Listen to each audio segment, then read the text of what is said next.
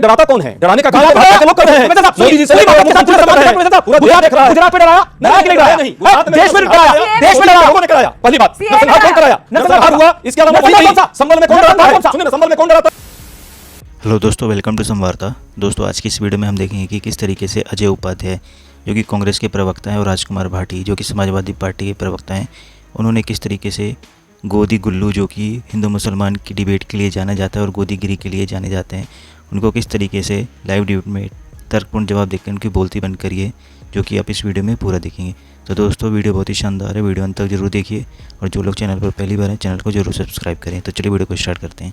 तो चलिए शुरू करते हैं। चलो भाई, देखो अब मैं क्या करता हूं। अजय उपाध्याय, प्रोफेसर साहब, एक सवाल बहुत साफ गोई से इसका जवाब दीजिएगा। राहुल गांधी का ये जो बयान है, ये ऐसा माना जा रहा है कि विपक्ष के वोट बैंक में सेंधमारी का खेल है, क्योंकि मुस्लिम यादव का समीकरण बिहार में बनता है, उत्तर प्रदेश में बनता है, मुस्लिम दलित का समीकरण बनता है, तो वो समीकरण साधने के लिए है। क्या इस देश के मुसलमानों को हर बार ये डराया जाएगा, गुजरात से लेकर देश तक, डर जाओ मोदी आ जाएगा? अब तो मोदी 25 साल से सक्रिय राजनीति में है, कभी सीएम तो कभी पीएम, कुछ नहीं हुआ इस देश के मुसलमान को। आपने बड़ी अच्छी शुरुआत की है कि कोई नहीं सगा जिसे मोदी जी ने नहीं ठगा। शुरुआत यही है, मैं मानता हूं मोदी जी ने सिर्फ ठगने का काम किया, और कोई नहीं सगा में सिर्फ मुसलमान की बात मत कीजिए। किसान, युवा, नौजवान यहां बैठे हैं, रोजगार के नाम पे इनको ठगा, किसानों को 3 काले कानून देकर के ठगा, इसी तरह से देश के दलित, कमजोर, महिला, सबको ठगने का काम किया। अब बात आती है कि तुष्टीकरण की बात या संतुष्टीकरण की बात। मोदी जी जाते हैं, देखिए ना, बड़े लंबे लिस्ट हैं। शेख जायद मस्जिद में गए, कहाँ है ये है यूएई में। मुल्तान काबूस मस्जिद में गए, ये कहाँ है? ओमान में। चुलिया मस्जिद में गए, सिंगापुर में। इस्तिकाल मस्जिद गए, ये है इंडोनेशिया में। मुस्लिम देशों के लोगों का तुष्टीकरण करने का काम मोदी जी ने बहुत अच्छा किया, पर इस देश के अंदर जब मुसलमानों की बात आएगी तो मुसलमानों के साथ क्या व्यवहार होता है? अरे भाई ध्यान रखो, मंगलसूत्र तुम्हारे छीन लेंगे ये लोग। ये किसने कहा? देश के प्रधानमंत्री जी ने चुनावी सभा में कहा। 20-80 की बात कौन करता है? गर्मी चर्मी निकालने की बात कौन करता है? कब्रिस्तान और शमशान की बात कौन करता है? हिंदू मुस्लिम के नाम पे बंटवारे की राजनीति। तो गुंडों की निकालने की बात करी थी, बदमाशों की निकालने की बात करी थी। कब्रिस्तान, मस्जिदात, रामजादे, हरमजादे जैसे शब्द एक सूबे का मुख्यमंत्री बोलता है। इसके अलावा 10 सेकंड, इसके अलावा 10 सेकंड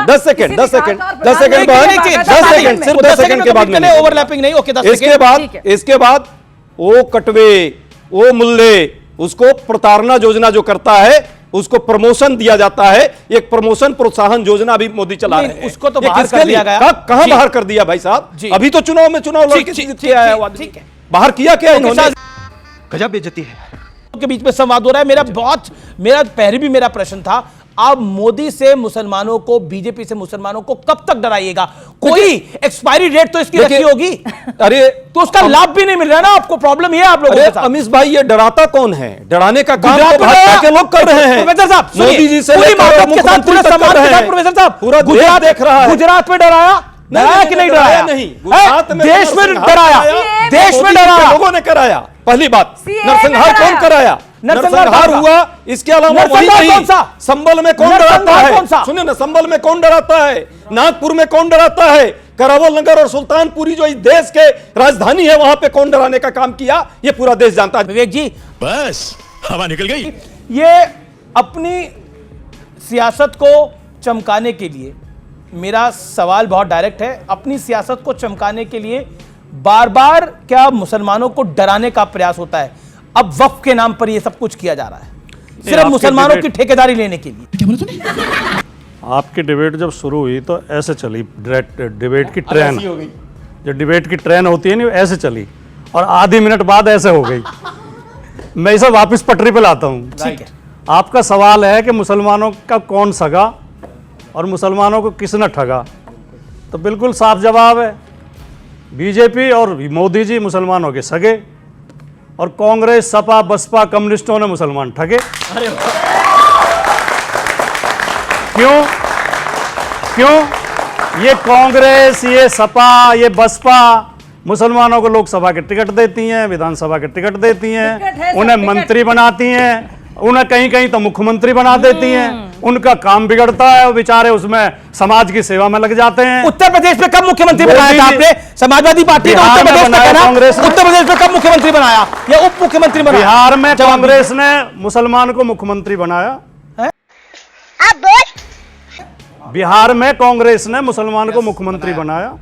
कांग्रेस ने बनाया। मैं आपकी बात, मैं कांग्रेस का उत्तर आजू बातें प्रदेश जवाब में लूंगा। हमने- कांग्रेस ने तो महाराष्ट्र में भी उत्तर बनाया, प्रदेश में एक हमारी अंतुले सरकार साहब को में- बनाया। अरे मैं आपकी बात कर रहा हूं। अखिलेश उत्तर जी मुसलमान प्रदेश को में- अध्यक्ष बना रहे हैं। उत्तर प्रदेश अखिलेश जी में- कह रहे हैं मेरे परिवार से किसी को टिकट नहीं दूंगा, सब भाई मुसलमान मेरे- को- अगर राष्ट्रीय पार्टी की विवेक जी शांत, शाहजेद जी मेरे शांत, साथ ही टोका टाकी क्यों है? नहीं, जो कोई किसी के साथ टोका-टाकी नहीं, नहीं। सवाल पूछा। उत्तर प्रदेश में आपने किस मैंने ये तो नहीं कहा कि सारे प्रदेशों के मुख्यमंत्री बनाए। मैं ये उत्तर तो नहीं प्रदेश कहा की, मैंने। आप कहां पर है? नहीं, आपका सवाल ही गलत है। आप बिल्कुल सवाल सही है सर। नहीं, मैं नहीं, वो सवाल आप तो गलत उत्तर है। प्रदेश में ही है ना? सवाल गलत है उत्तर आपका प्रदेश में ही एकदम। आपकी सरकार आएगी ना? और कहां आएगी दूसरी जगह? सुनिए, मेरा और दूसरी जगह कहां आएगी बताइए? मेरे वाक्य को आपको ठीक से सुनना चाहिए था। हाँ चाहिए, ठीक से मैंने सुनाइए। कहा विधायक बनाते हैं, सांसद बनाते हैं, मंत्री बनाते हैं, मुख्यमंत्री बनाते हैं। कांग्रेस ने कई जगह मुख्यमंत्री बनाए मुसलमान। मैंने ये कहा था।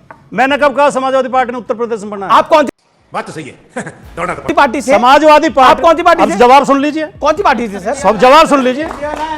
समाजवादी पार्टी ने उत्तर प्रदेश में 8 मंत्री बनाए मुसलमान, कैबिनेट मिनिस्टर। उत्तर प्रदेश में ऐसे ऐसे बनाए जो मुख्यमंत्री से सेकंड माने जाते थे, जिनका पूरा रौब चलता था। हो गया आपके सवाल का जवाब। आजम खान। अब आगे बढ़ता हूं। मुसलमान वह मस्जिद में नमाज पढ़ते थे अयोध्या में, बाबरी मस्जिद में। बीजेपी ने आरएसएस ने मिलकर गिरवा दी। अब मुसलमान अपना काम करेंगे तो कौन सगा? बीजेपी आरएसएस उनकी सगी। मुसलमान लड़कियों के साथ रेप करने वाले बिल्किस बानो के पूरे परिवार के साथ रेप और उसका मर्डर करने वाले लोगों को जब जेल से रिहा हुए जमानत पे, और नवाब तो यादव बीजेपी के लोगों ने माला पहनाई, उन्हें माला पहनाई, तिलक लगाए, उनकी पूजा करी। जब कठुआ में नाबालिग बेटी के साथ, बच्ची के साथ मंदिर में रेप किया गया, तो उस रेपिस्ट के समर्थन में बीजेपी के लोग झंडा लेके, जिनमें बीजेपी का मंत्री भी शामिल था, नारे लगा रहे थे, उसके समर्थन में जुलूस निकाल रहे थे। क्योंकि समाजवादी पार्टी और कांग्रेस और कम्युनिस्ट मुसलमानों को सम्मान देते हैं। उत्तर प्रदेश में एक दल बनाया गया तो पीएसी में एक नियम बना दिया घोषित कि इसमें मुसलमान नहीं लिए जाएंगे। पहली बार मुलायम सिंह यादव जो चीफ मिनिस्टर बने, उन्होंने कहा नहीं, ये सरकारी फोर्स है, सरकारी फोर्स में भेदभाव नहीं होना चाहिए, मुसलमानों के लिए रास्ते खोले पीएसी में। क्या बात है सर, क्या बात है सर, क्या बात, ये बात है। तो मुसलमानों के विरोध नहीं, मेरा सवाल जो था कि आप वक्फ मैंने के नाम जवाब पर, ही तो दे रहा हूं आप सवाल वक्फ के नाम पर डरा रहे हैं आप देश के मुसलमान को कि उनकी जमीन छिल मुसलमान जाएगी। इतना- नहीं, उनकी मस्जिद छिल जाएगी, मजार छिल जाएगी। कोई सेंस है बात की? रिकॉर्ड ऑनलाइन मौजूद हैं। कठुआ में गुजर लड़की थी जो घुमंतु समाज है, जो पशु पालता है। मंदिर शब्द मत बोलिए बात सुन लीजिए। बस ये निवेदन मंदिर नहीं, मैं मंदिर की जगह क्या शब्द बोलूं मुझे बता दीजिए। पुलिस की एफआईआर में तो मंदिर लिखा हुआ है। पुलिस की एफआईआर में चार्जशीट में ये विषय नहीं है। आगे आप आगे पुलिस की एफआईआर में चार्जशीट में मुकदमे के फैसले में मंदिर लिखा हुआ है, पुजारी लिखा हुआ है। तो मुझे शब्द बता दो क्या बोलूं मैं। आपका मंदिर बोलता ही एकदम इतने हाथ हो गए आप। जब पुजारी उस 12 साल की बेटी के साथ रेप कर रहा था तब आप हाथ नहीं हुए। अरे तब दरगाह तब बोलते हैं, आपकी मस्जिद बोलते हैं, पार्टी तब को तक शर्म नहीं आई क्योंकि भड़काऊ जो बात उसके नहीं पक्ष आती। में अगर रेपिस्ट आप के दरगाह समर्थन बोलते में हैं- नारे लगा रही थी। अरे दरगाह में रेप हुआ नहीं, ये मंदिर में हुआ, तो दरगाह कैसे कहीं पर बोलते हुआ हैं? है ना कुछ दरगाह में, अजमेर दरगाह के नाम आता जहां है ना। हुए उन मुल्लाओं को हम फांसी नहीं पे चढ़ाई। बोलते पर। एक इन्होंने आजम खान साहब का नाम लिया। आप बहुत अच्छे आदमी लगते हैं मुझे और पढ़े लिखे भी लगते हैं। मैं आपसे माफी के साथ कहना चाहता हूं, आजम खान के पैर की धूल के बराबर भी नहीं हो आप, जितना शानदार वो आदमी है। उस आदमी की आलोचना करने का आपको हक नहीं है। ये आजम खान को हाथी के मन से जोड़ रहे हैं। आजम खान ने क्या किया? आजम खान नेता है, शानदार नेता है। आजम खान एक देशभक्त और भाईचारे में विश्वास करने वाला, हिंदू मुस्लिम एकता का समर्थक नेता है। आजम खान के ऊपर कोई ये फर्जी मुकदमा दायर करे बीजेपी की सरकार ने, हमारे नेता को बदनाम करोगे आप। आजम खान वो नेता है हाँ। जिसने मुसलमानों की सबसे ज्यादा जमीन ली है। और कौन सी क्या जमीन ली है? कौन सी जमीन ली है? मुझे बोलने दीजिए। आप मुसलमानों के लिए यूनिवर्सिटी बनाई है आजम खान ने। उसमें पैसे खाया है। हाँ, उसमें वो पैसा यूनिवर्सिटी खाया है बनाई और बच्चों को जेल में पढ़ाने है के वो। लिए। और फ्री फिर में आप शिक्षा बोलने देते हैं दीजिए, बच्चों मुझे को। बोलने दीजिए।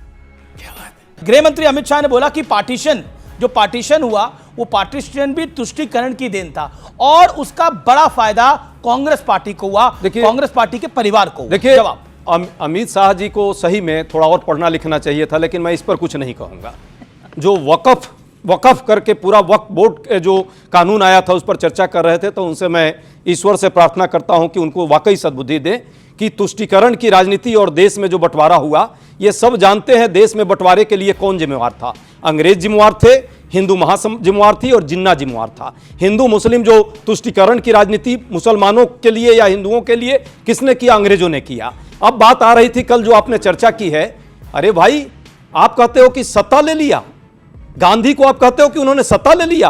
गांधी ने इस देश में अपनी जान की लगाई और किसने उनकी जान ली सबको पता है। यही नहीं, अभी और सुनिए। वो जान देकर के इस देश को आजादी दिलाई। नेहरू ने 11 साल जेल में रहकर के इस देश को आजादी दिलाई।